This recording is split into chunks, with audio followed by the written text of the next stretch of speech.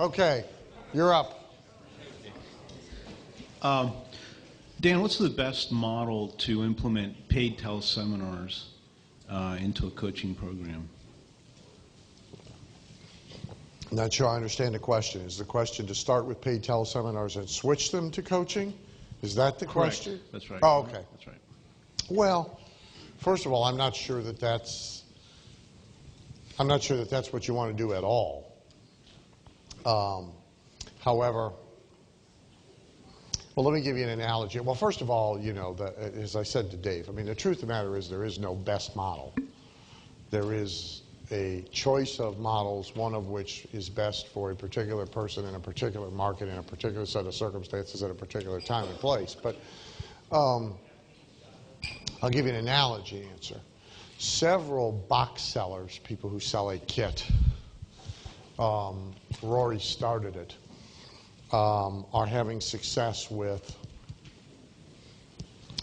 the kit being sold in 3 monthly installment payments with free telecoaching during those 3 months. And then the telecoaching monthly charge is the same as was the installment for the kit. And so now the telecoaching continues, has paid after the kit is paid off in the first 3 months with the charge uninterrupted. They're already used to seeing that charge on their credit card, and they're in telecoaching perpetually until it stops. So until they stop it. So if you use that as an analogy, and you could make your teleseminars the same price as you wanted your coaching program to say, you could essentially bring them in on a series of, let's say, 3 teleseminars on 3 particular topics that are priced at X, and then really it seamlessly just moves into a continuing telecoaching program after that at the same price. Depending on where you're pulling them from, though, there's really no good reason I can think of to actually put the teleseminars in front of just selling them directly into the coaching program. If you were going to front-end the teleseminars to the profession as the front-end offer, I only know of one doing it. That doesn't mean it's not being done a lot, but if you were going to do it, then you're really going to sell the coaching program on the teleseminar. And so the price of one to the other doesn't make any difference. If it's a series of 3 teleseminars, the bonus teleseminar might actually be the one where the coaching program is sold. Mm-hmm. You might have an application process, and everybody on the teleseminar series is invited to apply for coaching. I don't know that there's any single answer to your question. But unless you're going to front end it, you may be being more convoluted, you know, than you need to be. Right. Okay. Second question is, how does a membership website work exactly? What? Beyond me, Bubba. You know, look, I had trouble getting a cup of coffee this morning. I have no earthly idea. I'm not the guy to ask. Okay? By all means, start with Bill on a break and go from there. Okay?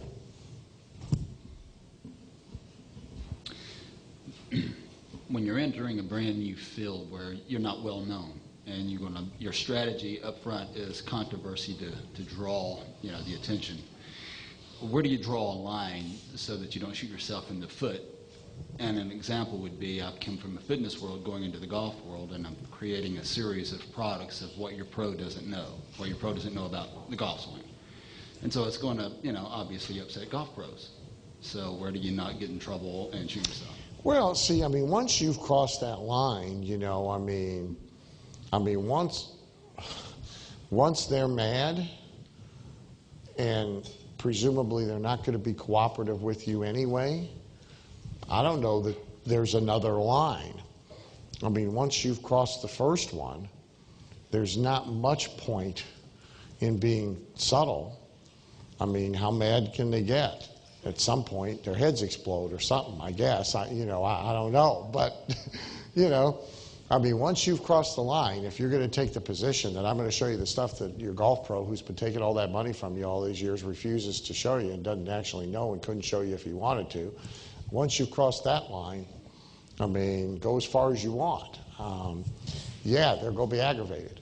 And it's a fairly reliable positioning path to go down. It does, it precludes joint ventures with golf pros. That's what it does. The one thing you don't want to do is pick that fight with people who have a lot of media, because they got more ink than you got. But I don't see the second line. How would you ever incorporate a celebrity golfer in something like that, or is it just a lost cause? No, it's not. It's perfect for that.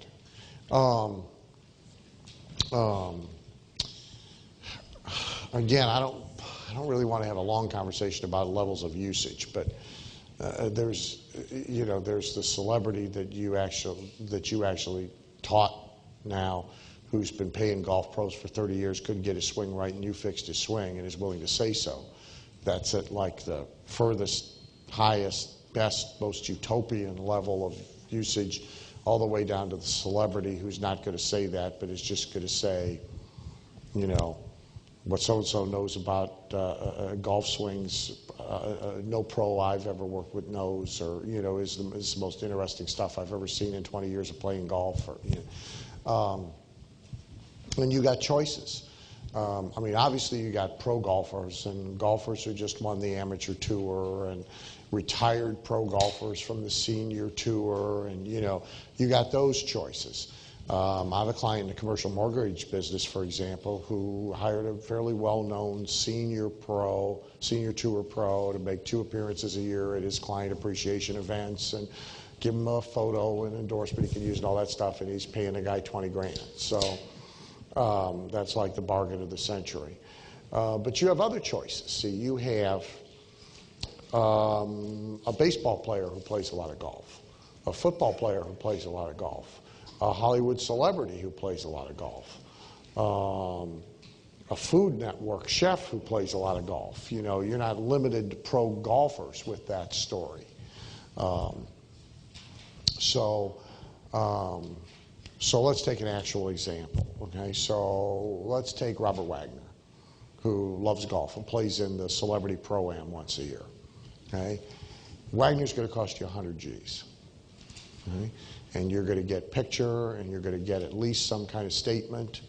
I don't think he'd care about offending golf pros, so the statement could be offensive to golf pros, wouldn't make any difference.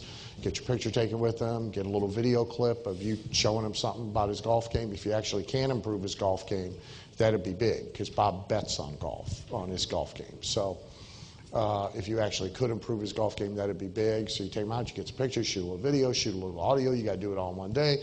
Pay him $100,000 for the year. You could probably get him tomorrow. Don't want to spend 100, now you got to start shopping, right? But somewhere there might be somebody who works for you who you could get for 10 or for 15 or for 20. Now you're not going to get Tiger Woods, and you're not going to get Phil Mickelson, and you're not going to, but there's a lot of choices who could work for that pitch and be interesting for that pitch. Thank you. Dr. Paul. Dan, couple things just from this weekend you talked about that kind of struck me. One was the 5/15/85 deal that you talked about. How it's actually 5/15/80, I think, but that's I think whatever it was. Yeah, my math It's- was yeah. off this late in the day, with lack of sleep. But in any event, one of the things I want to ask you, there are kind of two different I questions. want you calculating how much you pay me, not how much you charge me.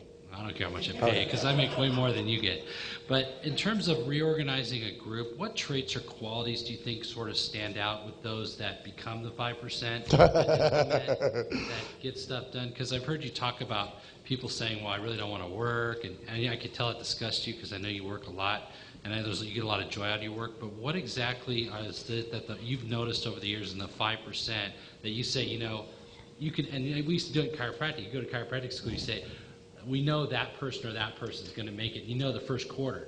What is it that you've seen in your group with different individuals? Okay, you've expanded it to a different question. See, if you're asking me if I can give you a predictive criteria of winners versus losers, I can't.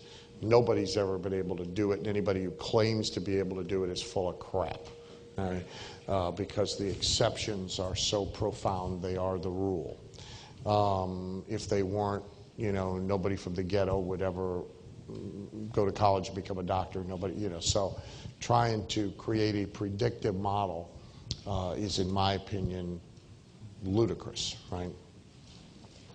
Now, if you're asking how, given exposure to them, can you judge some commonalities? Yeah. Yeah, more of that. I mean, look, they are Bill and I were talking about it at lunch. Okay? So, first of all, this is the most self-serving of all commonalities I can tell you.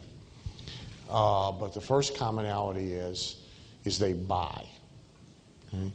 They invest in education for themselves. My Pete Fernandez story. Here's how I met Pete, in case you didn't know. We're exhibiting it for General Cassette at the National Speakers Association convention, so we're in the exhibit hall. And we got a bunch of everybody's cassette programs up on the wall. I didn't know Fernandez from Adam. Pete walks up to the booth.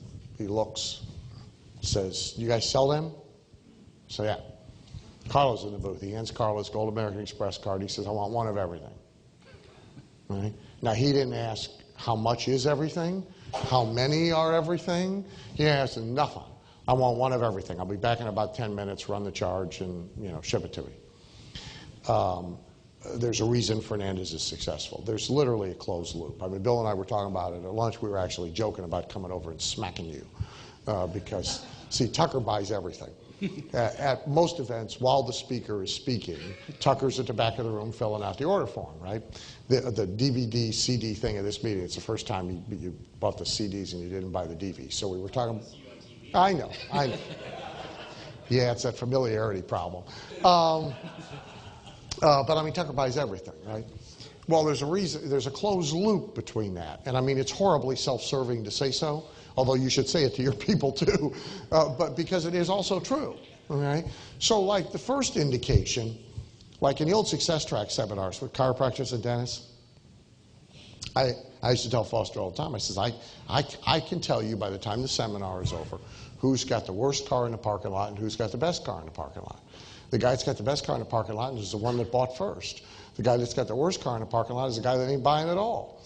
You walk out and follow him. So one sort of behavior that evidences itself very quick is how they are about investing in themselves. Jim Rohn's line about, poor people have big TVs, big people have big libraries. So you walk into somebody's house, I can tell you a lot about that house by whether or not there's any books, And I mean, we have a friend right now who is frequently talking about becoming entrepreneurial, right? And I've said to Carlo on a number of occasions, he's full of shit, right? Because walk around the house. Where's the stuff he's studying? There's no books, there's no tapes, there's no magazines, there's no nothing. Who's kidding who, right? Then there's like, what do they read, what do they listen to, right? How do they implement, how do they go from knowing it to making it happen in the physical world? How do you get them to do that? How do they do it? What do you see? In other words, what identities, what behaviors? Well, I mean, look, the behavior of doing things is the behavior of doing things. I mean, there is not like any precursor step to that. What they read, what they talk about. So if their conversation disintegrates to snow tires and price of gasoline, and that tells you one thing. If their conversation on breaks at a coaching meeting, I can tell you a lot about people. And again, you could have 10 billionaires in a coaching group, and there's a slow and a fast, right? So in my coaching groups, it's why I barred the laptops, is because, so on a break now, there's like 4 of them who, one of them's on the laptop checking email, another one's on the laptop showing somebody funny pictures, okay? And another one's looking at a porn site, right? Now, I can tell you which platinum member or which porn site, which was that question. But I mean, now if I didn't know, it just so happens the incomes match up perfectly. The guy making the least amount of money is the one who's looking at a porn site. The guy that's making the next least amount of money is the one who's looking up funny pictures, showing everybody funny pictures. The guy checking his email is making the most money of the three, but the least money of everybody else in the room. So, I mean, as far as implementation, you know, somebody either does or they don't. And so I don't know that there's a predictive or a precursor commonality. They either do or they don't. And if at some point they switch from don't to do, in some cases it's a cataclysmic event. In some cases it's a sudden awakening. It's a change in who they hang out with, which we often facilitate. That's one of the things that coaching and mastermind groups and those sorts of things accomplishes, is you lift somebody out of the associative group they've been in and put them in a new associative group where everybody else is a doer. And all of a sudden, from one meeting to the next, from one call to the next, they're like the only one who hasn't done anything. Well, that was acceptable behavior in the group they were in before. Now it's clearly unacceptable behavior. And in many cases, that like jars them into action. But for the most part, by the time we get them, there's some ingrained level of do it, don't do it. And see, first of all, I don't think we ever actually, we haven't changed. See, the 80-20 rule in the 5-15-80 hadn't changed in at least 50 years that I know of, right? So all of us and all of the books and the tapes and the CDs and all of this stuff. I mean, look, 20 years ago, you couldn't find a self-help book. Now you go to Barnes & Noble, it's everywhere, right? You don't have to go to a bookstore. It's on the friggin' internet. Oprah's doing it, for God's sakes. I mean, all you got to do is watch Oprah. You know, you don't have to get off the couch if it comes to you. It's everywhere. And all this technology that's made it easier. So, I mean, you know, like there's faxes and emails and all this. The percentages haven't changed one damn whit. Mm-hmm. Follow any group, 100 people for 40 years to age 65, 1%'s rich, 4%'s financially secure, 15% have to keep working to survive, 80% are either dead or broke. It hadn't changed. It's the first time I saw Social Security Administration stats for 1963. The last ones I saw were from 1993, no change. Think if everything has changed in between, it hasn't changed a damn thing. So when I say the population keeps reordering itself all the time, into 5, 15, 80, it does. So even in a coaching group, if you got 20 in a coaching group, it reorders itself into 5% of them are kicking ass and taking names. 15% are like doing pretty well, right? And 80% are pretty much wondering how in the hell the 20% are doing it. You know? And so I don't think we changed that. I think we facilitate it to be faster, easier, better, bigger. We really help winners win earlier, faster, bigger. We rarely change a dedicated loser into a winner. Now, it may not require that, however, to delight them. Okay? But we don't really do it. And that's why, see, once I had my Amway experience, the first, like the big aha that came out of that for me is I didn't want to be in a business where my compensation was determined by someone else's performance. Right? Where the compensation was based on turning chickens into eagles, you know? I mean, I got it like, you know, the blinding flash of the obvious, you know? I'm a 17-year-old kid, and this guy's a 42-year-old mature adult business owner. He can't manage to show up at the opportunity meeting at his own house on time in order to let the guests in. All right? This tells me this is no way to try and make your money. You know? So see, our business is all based on consumption, not performance. Performance happens. That's great. I mean, but otherwise, we're based on consumption. You buy it, you take it home, you come to the seminar. You go home, do something, don't do something, don't make any difference. I got the same amount of money. Okay? Every once in a while, I think, gee, it'd be great to get some more money from the ones who do something. But in order to do that, I'd have to change the whole formula, and I don't like that, right? So I don't think we make winners out of anybody. I think we help winners win bigger, faster, easier. That's what I think we do. Craig.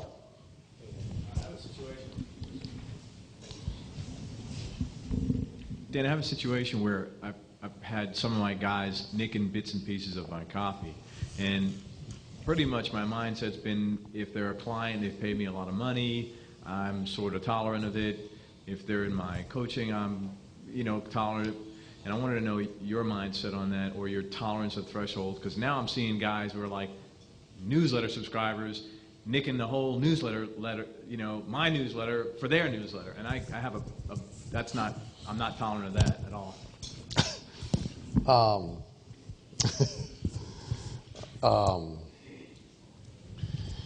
It's a very difficult part of this business.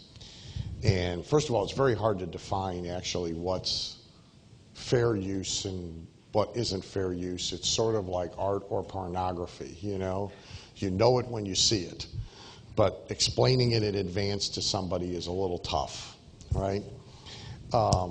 So like clearly taking the whole newsletter and sticking their head where your head is and changing the name, really... Even the mistakes they kept the mistakes. Yeah, well... They didn't even read it. Well, maybe they kept the plugs in. At least that would be helpful. I had a guy, he kept my link. Well, at least, there's profit and crime in ways you never... I mean, first of all, I think some of it is always ignorance. And so, first of all, you got to try and explain to people what's fair and what isn't in some way, shape, or form, and then remind them of it from time to time. And then you've got to enforce individually. And I've always had to do a lot of it, probably always will have to do a lot of it. And some percentage of it is legitimate ignorance. They just, I don't know, right? And you sit down and you say, hey, so like protecting the no BS identity, okay? That's like a full-time job for 22 people if we wanted to be a Disney level enforcement, But, so somebody uses the no BS, no holds barred, kick butt, something in a subhead in the middle of a letter. For the most part, I ignore it. They start to use it as the main headline and the title of the book and the title of the product. Now, I don't ignore it, right? And for the most part, all it takes is a letter, a fax, a phone call, take somebody aside at a coaching meeting and say, hey, Bill, really, this is a problem for me and here's why it is. It's hard to tell you where the line is, but you're like way over wherever the hell it is, And you're right, from time to time I ignore it. I'm actually more I'm at least as sensitive about them stealing other people's stuff as I am about them stealing mine, And again, I'd rather they go ask. And in most cases, everybody's saying, yeah, go ahead, But you've put your finger on a real tough part of this business. And I think you'll never be happy, because I'm never happy about it. I mean, I mostly try and, as you said, just ignore it and, mush on.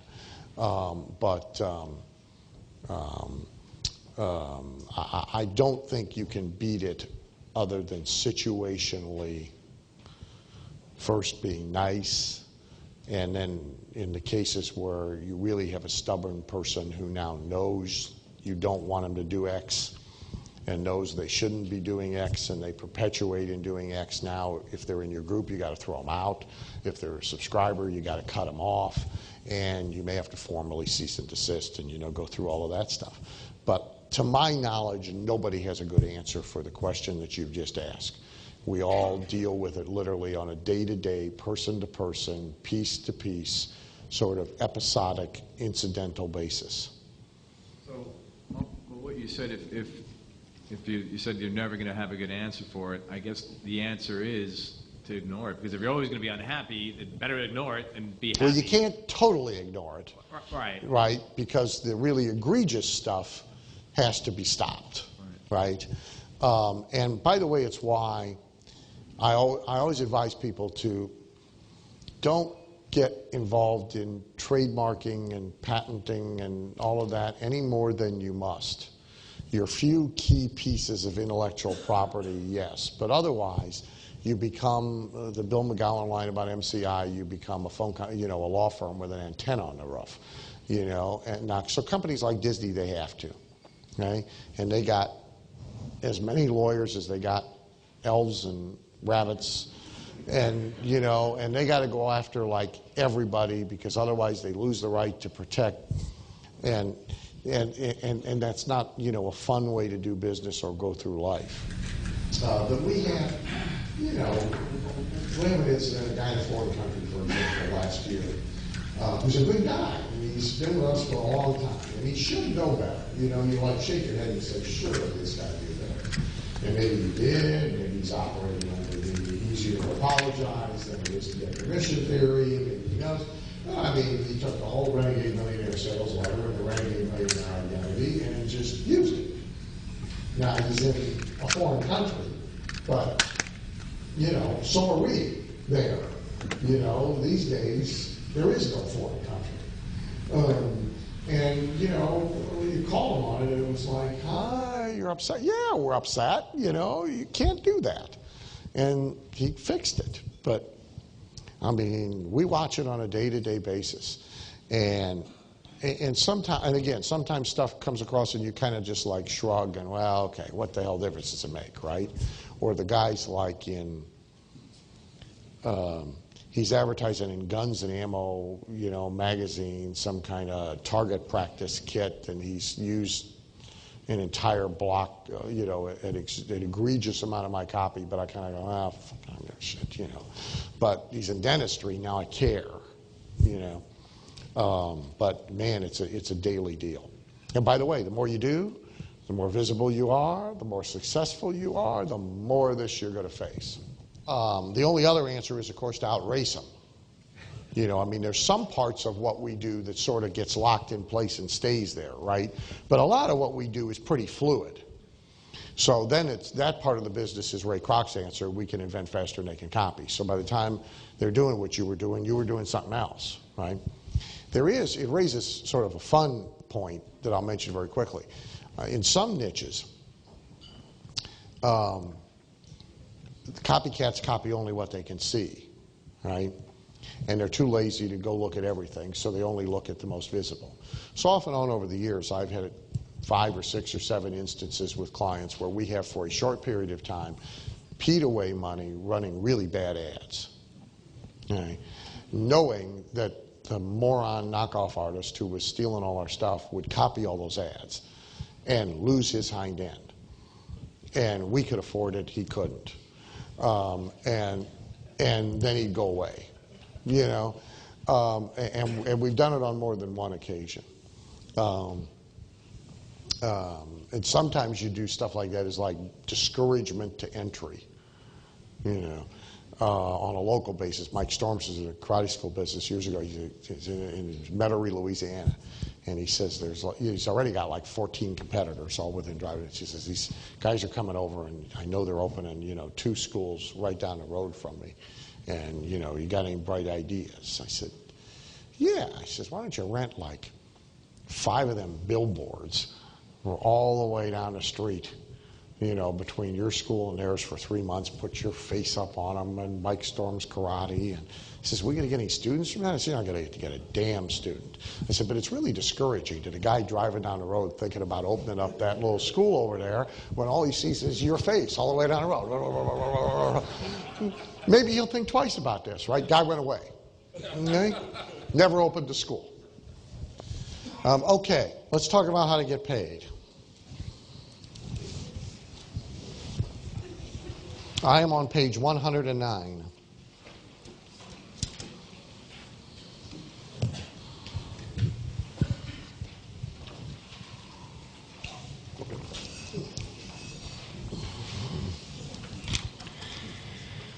Some people get paid per hour. Okay, I would think that I'm pretty convinced that's like the normal coaching model that is being taught by the normal coaching institutions who are kicking life coaches and business coaches out.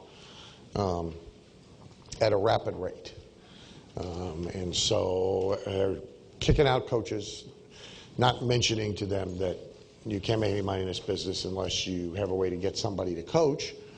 So that's like problem number one. And then they're teaching them all the hourly model. Huh? For the most part, as I said at the very, very beginning of the seminar, it's no matter what you charge, you'll ultimately be unhappy, because when you trade hours for dollars, you only have so many hours to trade, and you can only get so much an hour when it doesn't matter what the value of the advice is that you're dispensing. The person is still watching a clock. They can see 45 minutes have gone by, and now it's over, and they're only going to, at some point in time, value, no value, it's just too big of a check to write for the hour. Some people do term programs, meaning, and usually they're to an outcome. Very common in the get-rich-in-real estate industry, for example, where there's a coaching program that lasts 12 weeks, and it's designed to get the person through and to and through their first transaction. Right? And that's sort of the promise. Perry Marshall, the Google AdWords guy, has a term coaching program. It's X number of things over X number of weeks or months, I forget. It's a set fee, and it's done. Some people figure out a way to do coaching per project. Mostly that's consulting, it's not coaching, but some people have coaching groups that are about a project. There's a variation of it, which I'll talk to you about under how to get more money. But some people are doing per project coaching. Some people are doing the retainer stuff, where they're paying by the month or they're paying by the year, essentially for access. And a lot of people screw that up by giving too much access, unrestricted access, uncontrolled access. Like, the coaching program includes, you can email me and get questions answered. Well, 80% won't email you much, but the 20% who do could kill you. Right? And you will always wind up out of every group with a few pen pals who, want to write to you 8, 10, 12, 20 times a day. So this unrestricted access thing is generally not a good idea. If you do terms, the best thing is the automatically renewing term. So, okay, it's a 12-month, or it's a 24-month, or it's a 36-month program, and at the end of that period of time, it automatically renews, and we take a pre-agreed upon money again. The stuff you're most commonly seeing in our world is the till forbid pricing formula, where it's so much a month, typically. A few people are so much a week. Stephen Oliver is a twice-a-month charge, so it's so much twice a month, charged on the 1st and the 15th. And it is continuity, till forbid, you got to scream, you got to get out. There's a lot of the traditional coaching is one-on-one delivery, meaning you're paying, it may be structured by a program, but you're paying for entirely or partially the right to talk to me on the phone personally, to send me emails, to send me faxes, and or even to show up at my door and sit and talk to me. I have, in most of the coaching stuff I've done, I have had always some one-on-one phone activity. Some people do it once and decide never to do it again because they find it too painful. And I understand. But it is a big value builder for people. It really adds to the value of the program, and it is a way to actually really help people, the ones who use it properly. So I've almost always had it. Every coaching program has some version of, you got a time slot and you call and we talk. Now, just so you know about that,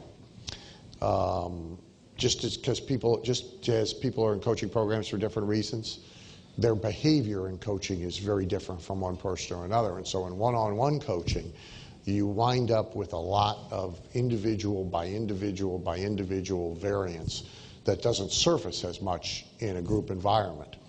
So some people call totally unprepared for the call. They haven't given it a thought before they jumped on the phone, and they want to talk about the weather and who do you think is going to win the football game this Sunday, and they use up some of the time, half of the time, all the time doing that. Some people call the exact opposite. They're like thoroughly prepared. They've sent in the list ahead of time of here's the 5 things I want to talk about, here's the order in which I want to talk about them in. If so, if we don't get to number 5, that's okay. When we get to 3, here's the 3 or 4 facts you need to know about each one of those. And man, I'm picking up the phone and they're on number 2, you know. Right? And that's fine. Some people are calling for therapy. Right? It's really not a business call at all. It's their kids, their wife, their employees, their mother-in-law, the relative they're supporting, you know. Now that people know I got a dog, I got one guy that's asking me dog questions, you know. You know, I'm going, I don't know. I let mine do whatever it wants. That's my solution to, you know.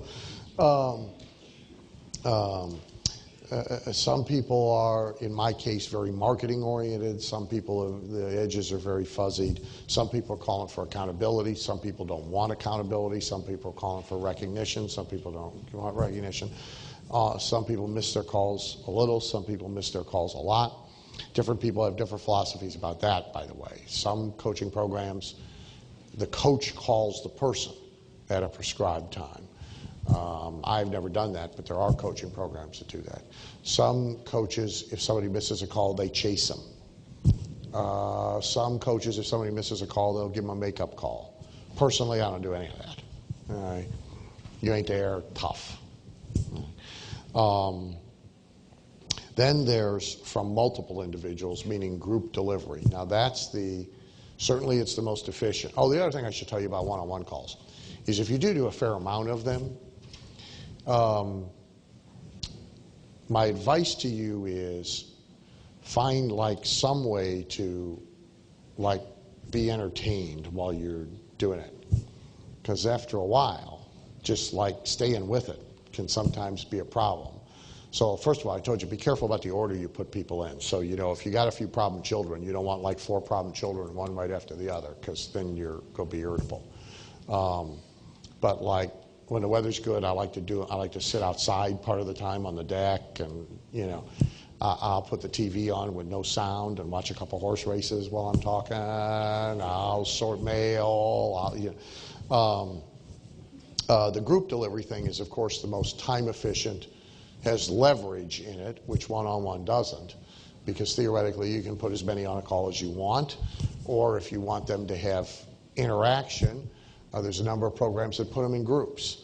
So there's buddies. There's 6, 8, 10, 12 this hour, 6, 8, 10, 12 the next hour, and it's like open lines. And so it really is like 6, 8, 10, 12 people sitting around a table and having a mastermind meeting, except they're all on the phone with you. There's delivery where you're doing all the delivery. You're doing the one-on-one calls, you're doing the group calls, you're whatever. There's delivery where you're using other people to do some of it, most of it, all of it. How to get paid more? Well, number one, charge more. Okay? Secondly, select people who will give you more.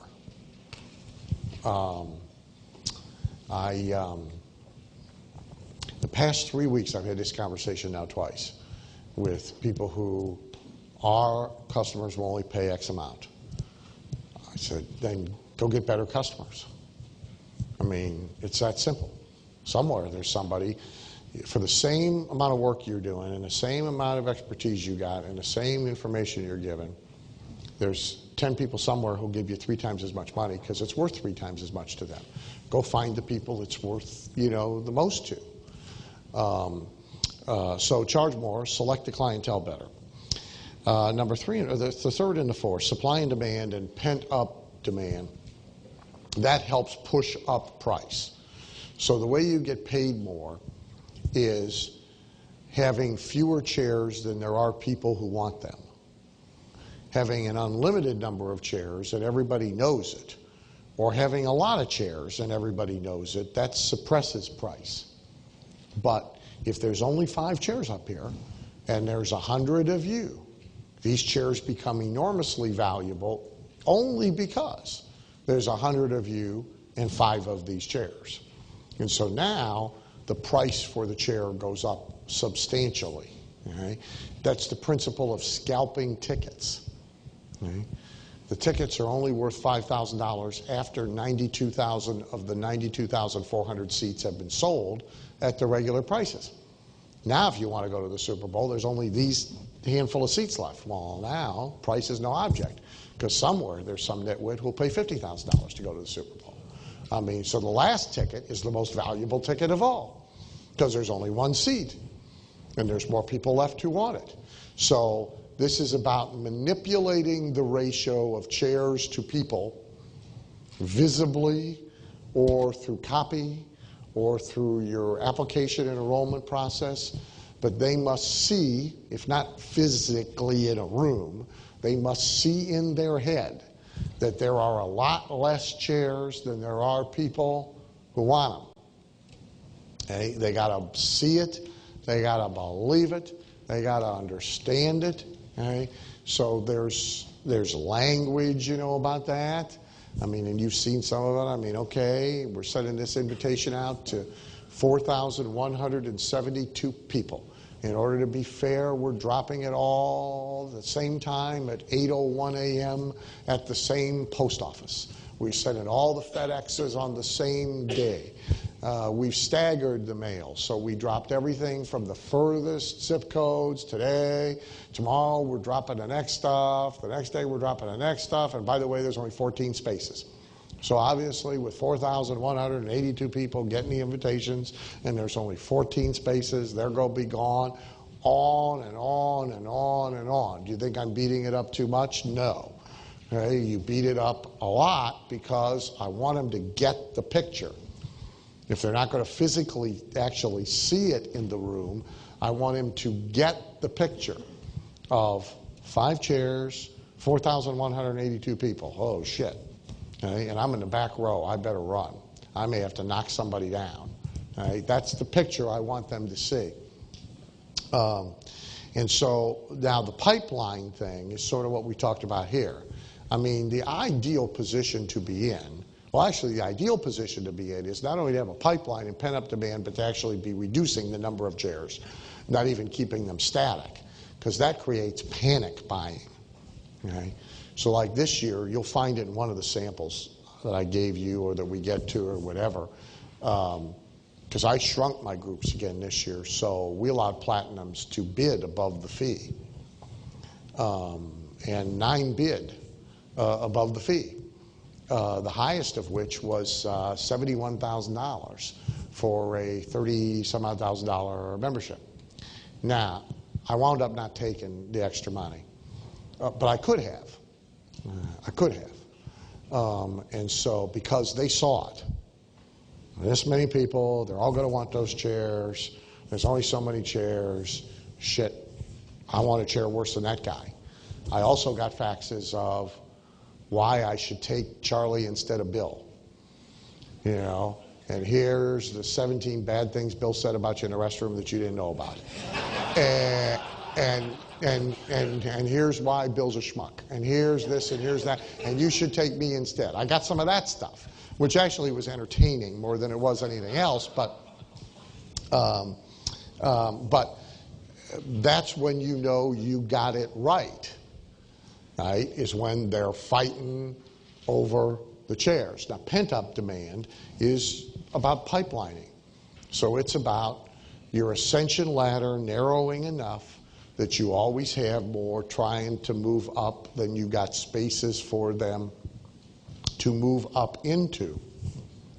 So there's either a waiting list, or when you periodically announce open enrollment, if you will, days for this program, there's a virtual stampede to get it. And that's what you want to work on. Bundled goods and services levels and the ascension ladder. Here's the best thing, here's the most important thing you want to know about all that.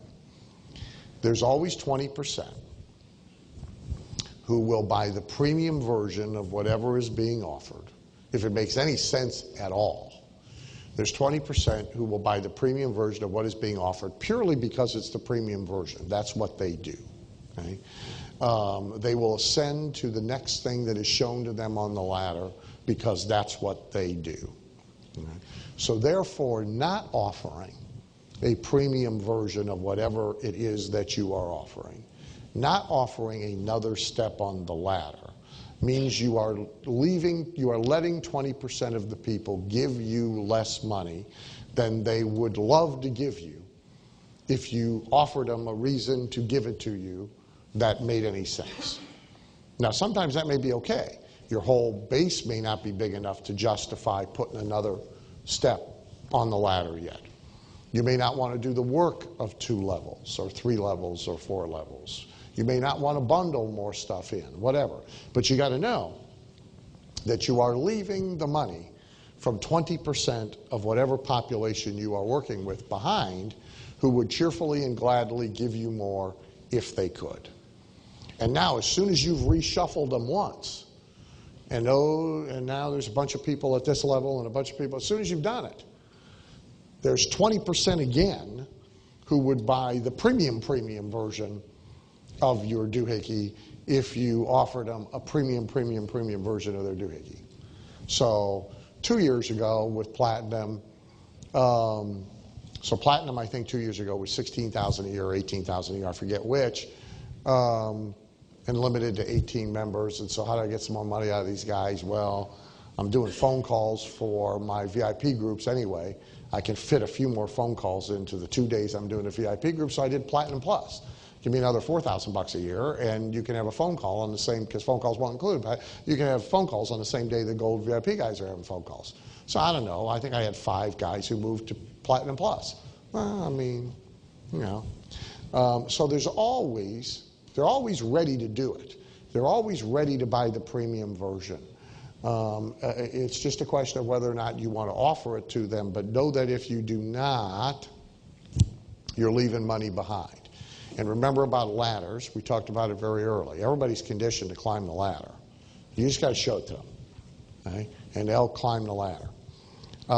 Payment arrangements. Well, I've been all over the place on this over the years. Still vary it depending on the program. And, you know, I've done I don't want to screw around with payments at all. And I don't even want to screw around with credit cards. Write me a check or don't be in a group.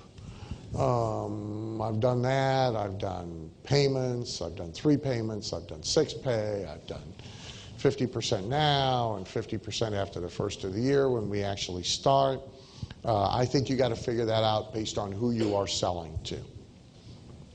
The real thing to be careful about is not making the payment arrangements so easy that, again, you wind up having people as clients who you shouldn't have. See, what you never want is the person who is going down for the 3rd time and looking to you for the life raft. Every once in a while, you might actually be able to save one, but that ain't good business. That's good if you're, you know, running a charity or, you know, you're an evangelist or something. You should be doing that, but not in business, because the odds aren't good. Most of the time, they're going to be dragging you into the undertow with them. Right? So if they're so weak that they can't pay for whatever it is that you're offering them with some reasonable accommodation. So let's say a $25,000 thing being sold to a dentist. Okay?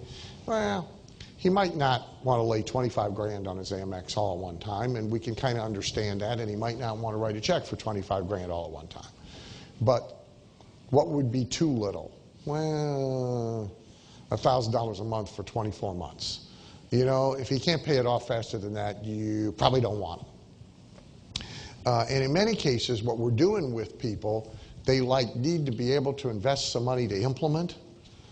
So if they have to sell their paraplegic mother-in-law's wheelchair, you know, and mortgage the furniture and stuff in order just to get in, how are they going to do anything? Now, you might occasionally make an exception, and I have done it over the years. If somebody is really determined and is in that situation, and comes begging and convinces you that they are, going to apply themselves and they, now I'd never let them in for nothing and I would never discount, but I might play with their payment arrangements. But as a published or offered to everybody kind of thing, you got to find a point where not so demanding that nobody will give it to you or nobody could give it to you out of your clientele and market, but not so easy to pay for that anybody can, including people you shouldn't have in there in the first place. Exclusivity. Well, the most powerful lever you will ever have in selling coaching or consulting, either one, is again fewer chairs, right? Well, the fewest number of chairs you can ever put in front of a group of people is one, because you can't sell no chairs. So the fewest number of chairs you can ever put in front of people is one. That's why exclusivity works, is because there's only one chair. There's all kinds of exclusivity. There's one per business, right? So I'm only going to let one chiropractor in. I'm only going to let one dentist in. I'm only going to let one podiatrist in. I'm only going to let one retail store owner in. There's those kinds of exclusivity. There's geographic exclusivity. I'm only going to take one person from each zip code, town, however you define an area. And that does answer an objection, by the way, all the time to, well, what happens if everybody in my town is using your stuff? Well, that objection's gone now because there's only one person in the town using your stuff, right? There's another way to answer that objection, too, which is how I used to answer. But the exclusivity basically goes away. The exclusivity can be by industry, it could be by size of business, it could be by geography. Any which way you cut it, as soon as you create it and you make that part of what you're selling, you gain an enormous amount of leverage because now you're holding up one stool.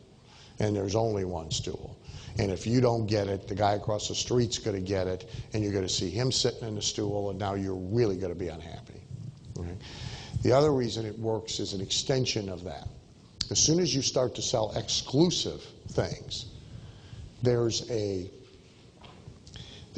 buy it because they want it, and there's a buy it because they don't want that person to have it factor.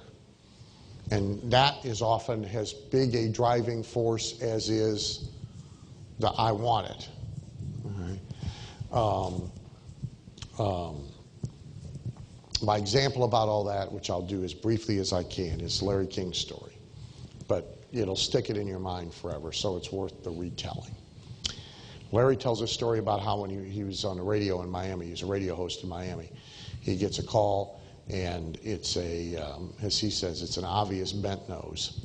It's somebody of Italian descent who explains that they're hosting a tribute dinner for the local Monsignor, and it would be ever so nice if Larry would MC it as a favor.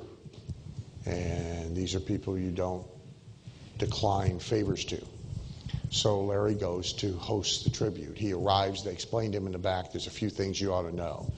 One, don't ask anybody to raise the lights. We're keeping the lights dim because there's some competitors in the room who don't generally like each other. There's some gentleman from the FBI, and so we're just going to keep the lights dim. Secondly, you don't want to make any jokes about the mafia, not that there is such a thing, et cetera. And so Larry says he does the whole thing, and it all was great, and he's happy to be getting out of there. And the guy corners him in the back and says, you were great, everybody's thrilled, wonderful, and you did us a favor, now we owe you a favor. And Larry says, no. He says, no, we owe you a favor, and you got to understand we don't like owing people favors. So what do you want? Larry says, I don't want anything. And so this goes back and forth, and finally Larry says he hears a question that you will probably never hear any time in your life. But the guy looks at him and says, well, got anybody you want whacked? Now, Larry says, no matter how moral a person you are, how spiritual a person you are, at the moment in time that you are asked that question by someone who clearly has the ability in order to deliver on the question, you begin making a list, right? Well, see, now that's the premise of an exclusive. Because as soon as you put in front of people the premise that your peers, your competitors, people in your industry, people in your community, here's a list of 22 of them who qualify, and I'm only going to take one, they look at that list and there's somebody on there they can't stand. And the thought of them having the stool is as motivating as is their desire for the stool, if not more so. So that's why exclusives work. The bad news about exclusives is you can only sell one stool, right? So you got to be careful about it.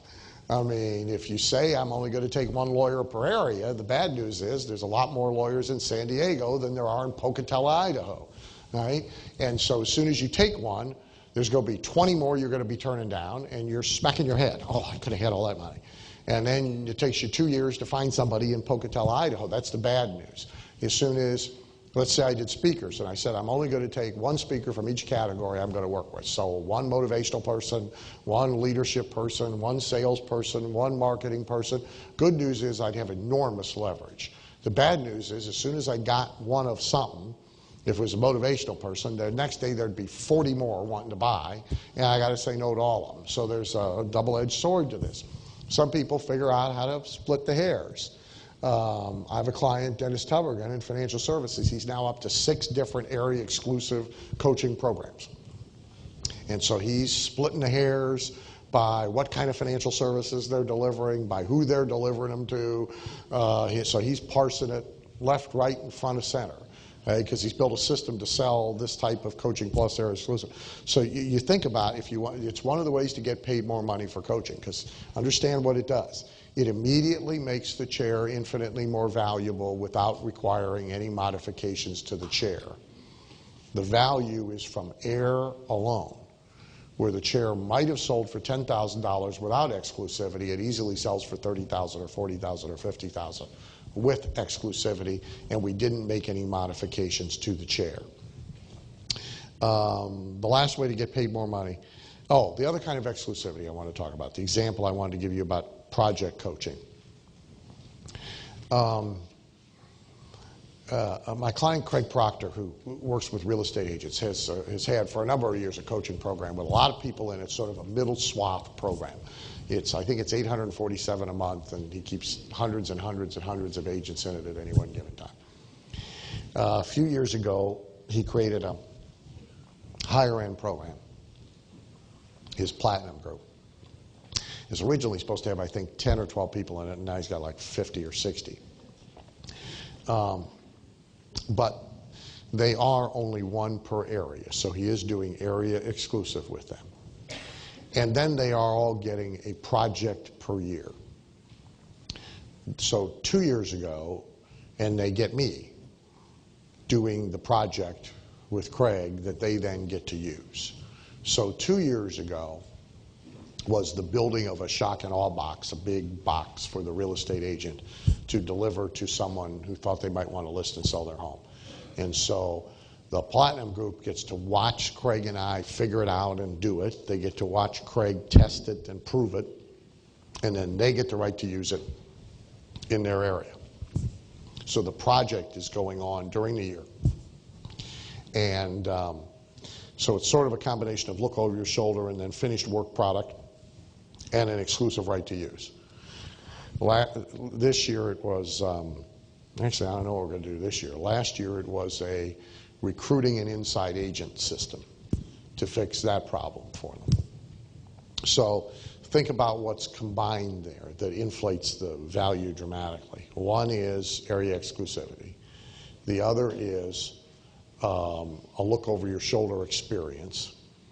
And third is a work product. Fourth is now a finished thing that you get to use, looping back only in your area. As well as the 3 coaching meetings and the calls, and all of that.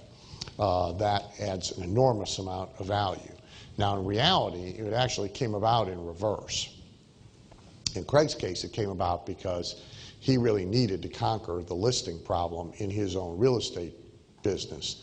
and wanted the shock and awe box for himself. But when it was going to cost him $150,000 plus points in order to have me build the shock and awe box, he didn't want to write the check. So he figured out how to get everybody else to pay for it and get what he wanted. Now, it actually turns out that it turned into a pretty good business, and, you know, it's a multi-million-dollar coaching business every year. Plus, every year now he gets to pick something that he wants for his own business to get built with everybody else paying for it. So it's a very interesting example of stitching the pieces together in a way that creates a lot of value. How to get paid more as a consultant, which should be 110. The first three things go together. First of all, never accept predetermined assignments. You don't want to get hired to do X. You want to prescribe, right? You don't want the patient coming to you and saying, I want a hip replacement. Well, no, you want to be the one to do a bunch of diagnostics and say, you need a hip replacement and a head replacement and an elbow replacement, and et cetera, et cetera. If you wish to do a lot of work, then it is easy for consultants to expand assignments. You sort of add on, because the client's vision of what needs to be done and what he wants done and what is going to be done is usually pretty small. Right? So, for example, Miracle Air originally came to us thinking they needed some new ads. Okay? They wound up with a $2 million project encompassing all sorts of stuff. Now, they need it, right? But it's a far cry from what they had in their head of what they might need or want. My very first consulting client was a company called Brookside Labs. And Brookside Labs is a company, they're a consulting company. They sell agricultural productivity improvement to farmers. And by that, what I mean is they're really a soil analysis laboratory who calls their sales reps consultants. And so they come out and they charge the guy a program fee, and they take dirt from all over his place and they put it in little vials and they bring it back to the lab and they test all the dirt and they figure out that he needs more iron over here and he needs more manganese over here, and they make a color-coded map of what kind of nutrition needs to go here, there, and thither in order to make the dirt produce better. And then they go back and they deliver the map. So I did a speech for them, and then we had the post-speech sort of debriefing, which is how I used to sell consulting. And so then their vision was, okay, I just did a speech. Well, it's obvious they're salespeople, don't know how to sell. So the next thing they need is sales training. But really, so they kind of get that. In fact, that was like their question is, okay, what do we do now to really get these guys trained? Well, that's okay, but even if we get them trained, say they're also having trouble getting appointments. So we need a marketing system in order to get them appointments. Then they got this renewal problem. They're only renewing 30% of the clients, so they need a system over here to lock the guy in for 3 years or 4 years or 5 years. By the time I was done, I was there for 28 months, working on one thing after the other, including arbitration between board members and all sorts of others. And the assignment just kept expanding and expanding and expanding and expanding. It should, because you can see things. They can't, obviously. That's one of the reasons that you're there. Always be in a strategy business, not in just a do-it business. So, like from my standpoint as a copywriter, see, the big reason why most freelance copywriters don't make any money is because they take copywriting assignments. And so the client comes and says, I need an 8-page sales letter and an envelope and a coupon. What are you going to charge me to do that? Right. Client comes to me and says, I need an 8-page sales letter and an envelope and a coupon. I say, you want to bet? I'll bet that ain't what you need at all. So now I'm in the strategy business.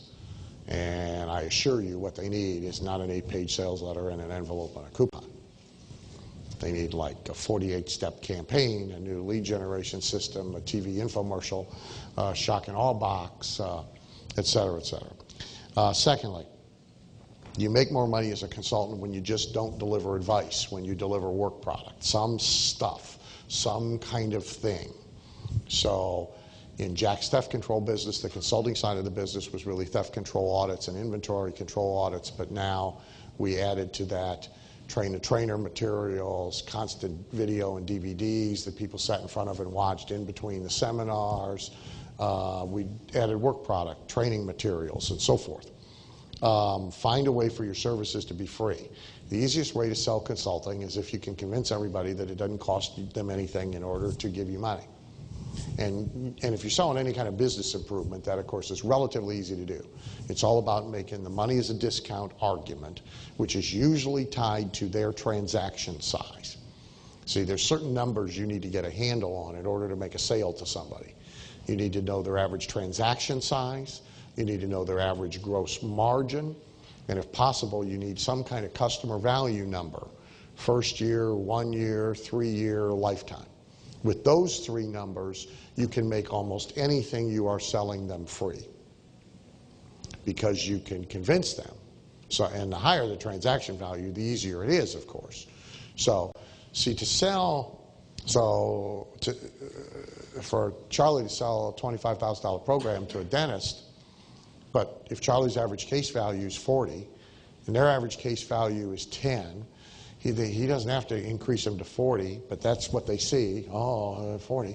All he's got to be able to do is double their average case value from 10 to 20, and in 2.5 cases, they got all their money back. Well, how many patients do you treat, and how many cases do you do a month? 4. Well, you're going to have all your money back in 30 days. Like free. I mean, why wouldn't you do this? Or how many more new whatevers do I have to get you as a result of being involved in this program? Well, if it's a $30,000 a year program and their transaction value is $1,000, 30. Well, that's not even 3 a month. That's 2.8 new customers a month you wouldn't have otherwise. Now all I got to do is convince him that by being in this program, he's going to at least get 2.8 new customers he wouldn't have got otherwise. Generally speaking, it's not a hard case to make. People get it. You can make an argument for it. You can support it with your testimonials. So the 3 numbers you got to know in order to make a consulting sale, or a coaching sale for that matter, is you got to know what their average transaction size is. You got to know what their gross margin is, although you'll try and use the gross transaction size as your measurement. But sometimes selling one-on-one consulting, somebody's actually smart enough to want to talk about margin. So you got to know what their gross margin is, and you got to know some customer value number. 1 year, first year, 3 year, lifetime. Obviously the lifetime is the best because it will be the biggest. And that's a number, by the way, they won't know, but you can get them like to guess at it. You can like talk them through it, you know. So the dry cleaner doesn't have any idea, for example, but he knows how much an average dry cleaning order is, and he knows how many times a year his average customer comes in. So now you can talk him through it. Well, how many customers do you think you keep for 10 years? 10%. How many customers do you think you keep for 3 years? How many? And now you can calculate out what the customer value is, and now you can use that number you can use that number to assist him in making an intelligent decision about participating in your program. So those are the 3 numbers that you need. When you go to escape billable hours, you sell projects, not time. You want other compensation than fees. Oh yeah, you want to know, don't you? It's the next page, 111, I think. So you want fees plus other compensation. Now, that's important. I said and then corrected myself. I didn't mean other compensation instead of fees. I meant fees plus other compensation. We'll come back and talk about that in a second. You want work product dollars because you'll always get more money if they're getting stuff than if they're just talking to you. You may be able to get materials and quantity dollars. This is especially true of corporate clients. So they got to buy one of your thing for all their salespeople, or one of your thing for all their offices, etc. You may be able to get Mark Twain Huck Finn money. That means some part of what you deliver, you may be able to get somebody else to do the work for free. For the glory, for the intern experience, in order to get the testimonial, in order to be able to use the work product somewhere else. There's subcontract outsourcing and staff. So those 5, 6, and 7 are the ways that you get paid and don't do the work. Recycling, real important. the longer you're in the gig. See, one of the only places that there's leverage in consulting and copywriting is dealing with the same type of client again and again and again, so you're recycling the stuff you've already done. All right? And so you build up a bank of knowledge, content, work product that can be pulled off the shelf, sold for the same price as if you were creating from scratch, but really it's 80% already done. Retained ownership, multiple use. This is pretty important. It's real important for copywriters. It's very important for anybody who's creating kind of work product, is that, so if you create this whole system for hiring better people for your client in the electrical manufacturing industry, you want to retain the rights to sell that system to everybody, every place except electrical manufacturing. So now you've built a product. If you're dealing with a geographically restricted client, so let's say you create some kind of a system for a group of restaurants in Texas, you want to retain the rights to sell that same system to restaurants in every other state but Texas. So you now get to bicycle the stuff across the country and resell it and resell it and resell it and resell it. Money from referred vendors. Almost always when you do consulting work for somebody, you're going to need to connect them with goods and services you don't provide. You should get paid. Your choice whether you disclose it or not, but you should get paid. Resale of goods and services, meaning not only do they hire you as a consultant, but then they need a whole library of your stuff. And so you sell product at the same time. Now let's talk about other compensation structures. There's performance dollars, and there's use fees. Performance dollars, one structure is, I talked about it a couple times quickly and casually, is percentage above base. Percentage above base is a very easy thing to sell and a very difficult thing to retain clients with over a long period of time. So it has a positive and a negative. Percentage above base works like, the very simple example is, okay, you made $100,000 this year as a mortgage broker, and there's a rate of inflation of 10%, and your growth each year is 10%, so your base this year is $120,000.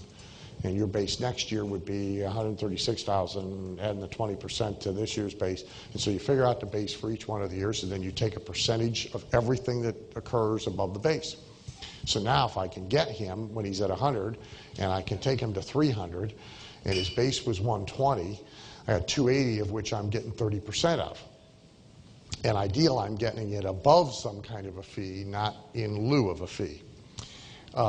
There can be very big money made with percentage above base. The reversal of it is where you're saving people money. So I'm going to come in and find 52 ways to reduce costs in your factory, and I'm going to get some agreed upon percentage of the reduction. We had a percentage above base thing in Jack Henry's business and theft control with a few large supermarket chains, where a 2-year contract, we establish your base theft rate, and every half point we reduce it by, we get X amount of dollars. And these are big dollars.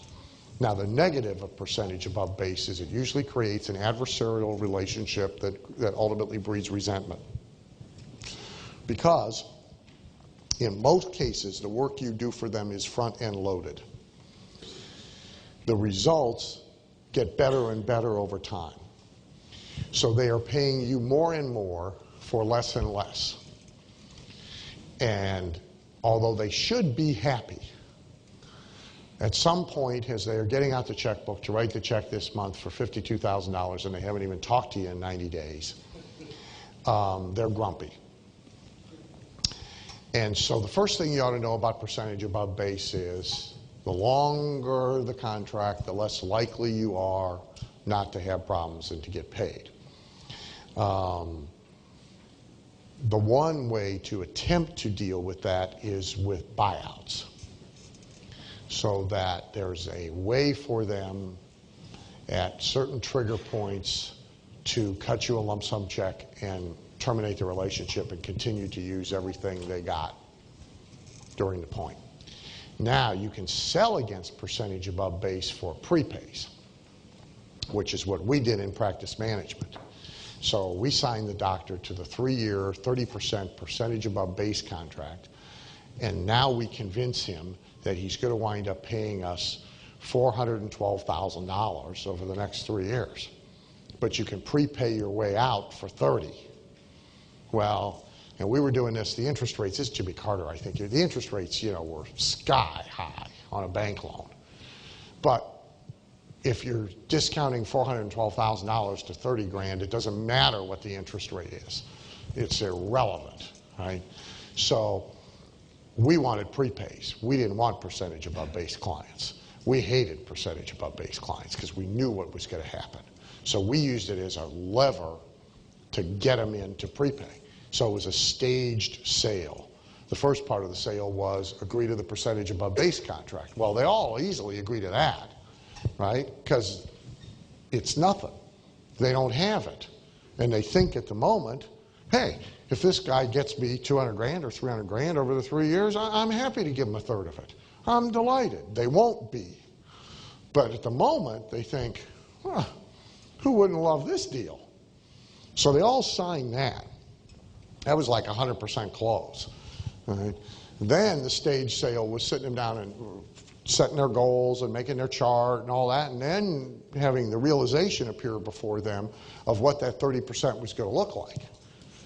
And gee, you could make this all go away now for $36,000. And we got financing for the $36,000. So really you could make it go away for, $817.63 a month. Soup. And we converted them.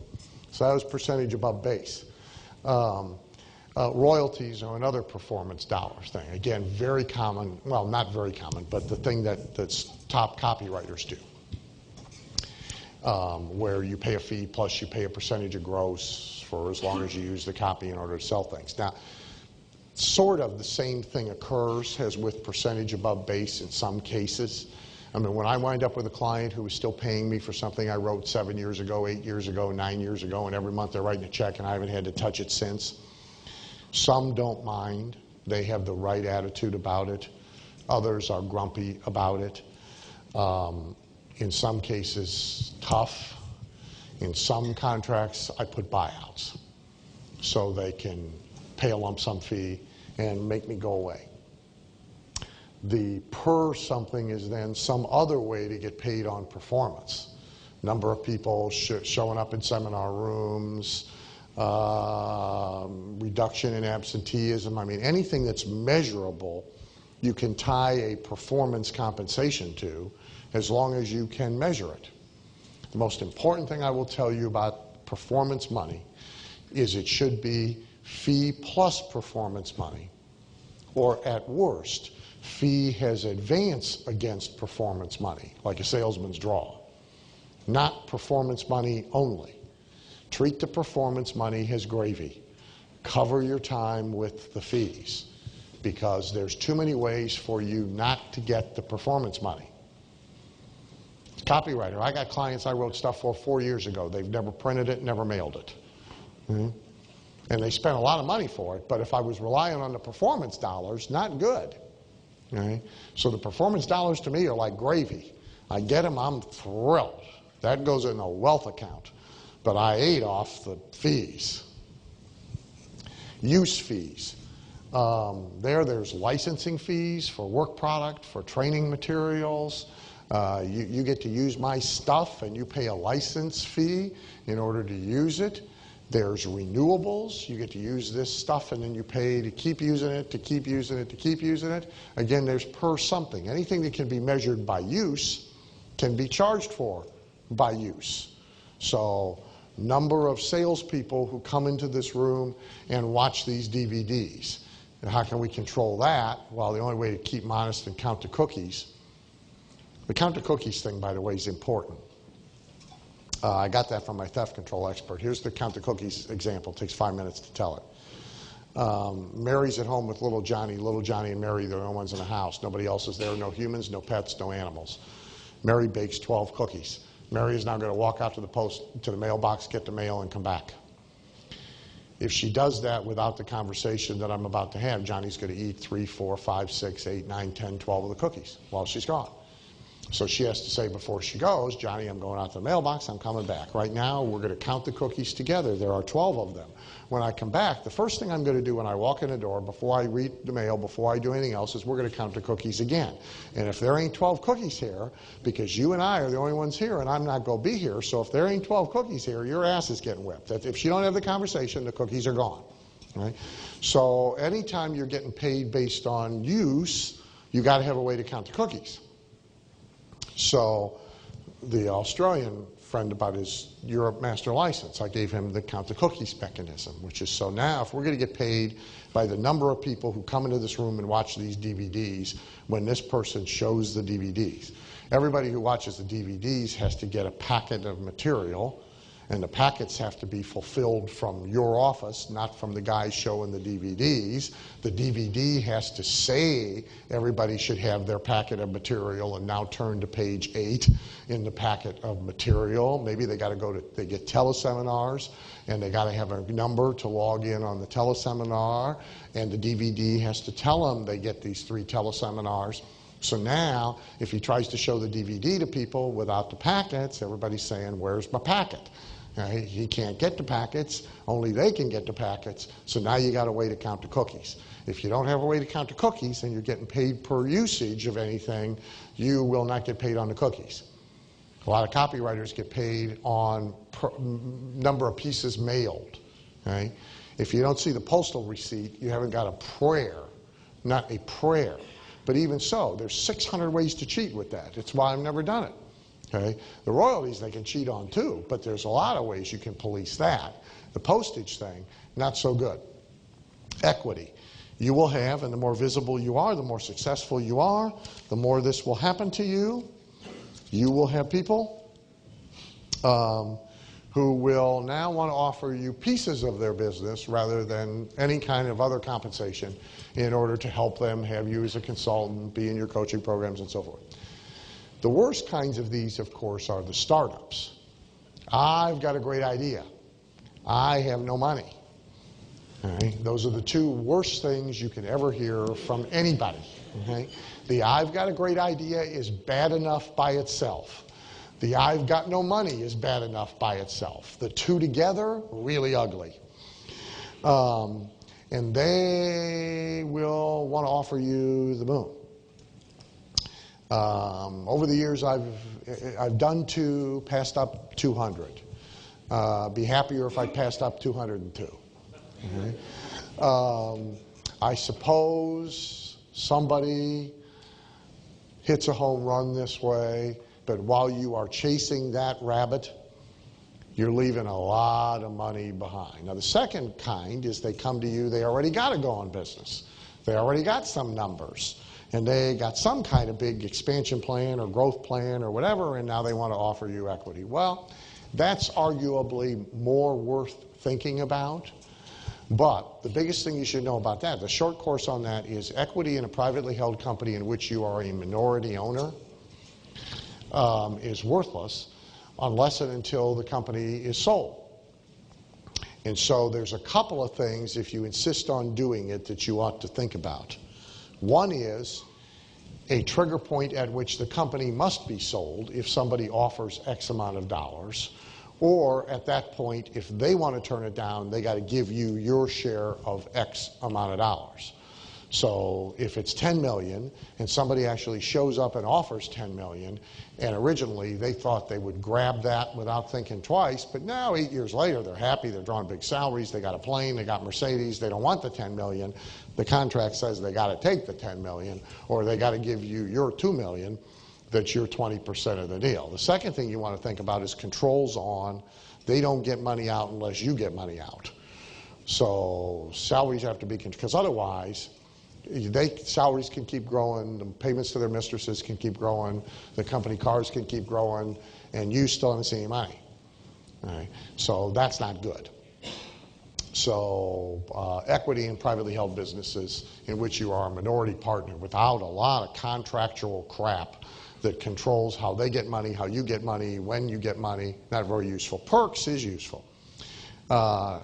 quite a few consulting contracts offer the opportunity for various and sundry perks. A client years ago who did a lot of consulting for Bacardi. And Bacardi sponsors the annual penthouse photo shoot in Antigua, which is a nude photo shoot with 500 penthouse-eligible women for 3 days. He got to go and hang out. Well, he would have worked for free, paid them, didn't make any difference. Well, it's a nice perk. Nito years ago was doing a lot of consulting for a furniture company, furnished his whole house at cost. You know, those sorts of things are available. There's no reason not to take them. You actually ought to look for them, as a matter of fact.